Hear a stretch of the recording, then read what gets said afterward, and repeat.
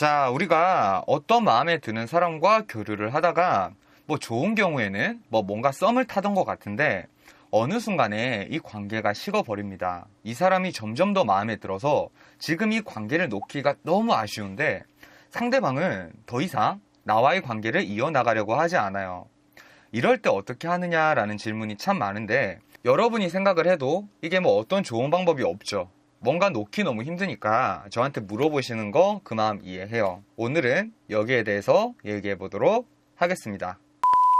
자, 여러분, 이거 제가 희망 고문 없이 이 단도직입적으로 얘기를 하면요, 안 됩니다. 이론적으로는 불가능하다라고 단언할 수는 없어요. 그런데 현실적으로는요, 이거 불가능에 가까워요. 자, 설명해 드릴게요. 우리가 어떤 타인을 만날 때 서로의 머릿속에는 상대방이라는 폴더가 생깁니다. 예를 들어서 철수와 영희가 만나면 이 철수의 머리에는 영희라는 폴더가, 영희에게는 철수라는 폴더가 생기는 겁니다.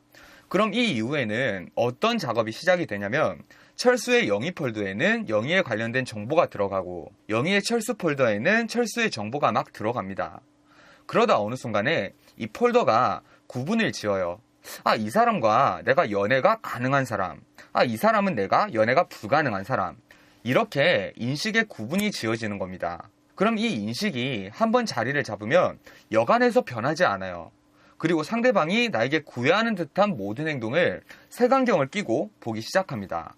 이 시점부터 나의 행동이 부정적으로 해석이 되는 겁니다. 즉, 이 시점부터 직접적으로 상대방이랑 이 교류를 통해서 인식을 바꾸는 게 거의 굉장히 힘들어지죠.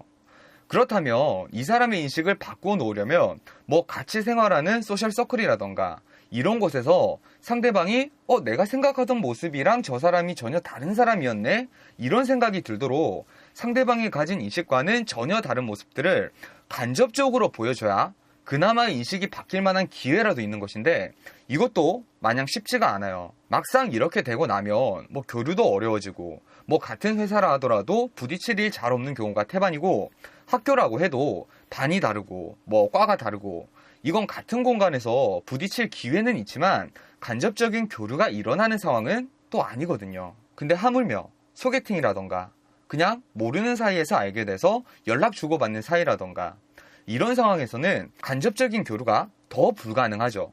그래서 이론적으로는 불가능하다라고 얘기할 수는 없어요. 뭐 이 사람이 있는 공간에 내가 같이 뭐 찾아들어서 상대방에게 직접적인 교류가 아니라 간접적인 교류를 통해서 이미지 혁신을 시도한다. 이론적으로는 가능하죠. 근데 여러분, 이게 현실적으로 가능할까요? 불가능하죠. 그래서 결국 교류를 하다가 뭐 연락을 하다가 상대방이 연락을 끊어버리거나 썸을 타다가 식어버리거나 이렇게 되면 사실상 그 사람과 다시 잘 되기 쉽지 않다는 것을 인정을 해야 됩니다. 뭐 이런 경우도 있어요.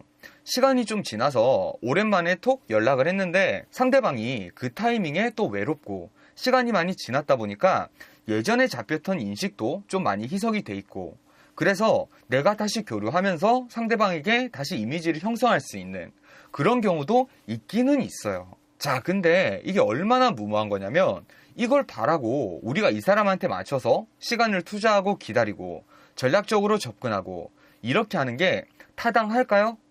페이백이 너무 확실하지 않지 않나요? 이렇게 해도 안 될 수도 있는데 대체 뭘 믿고 내 아까운 시간을 이 사람을 바라보고 투자를 해요. 뭐 이런 경우는 괜찮죠.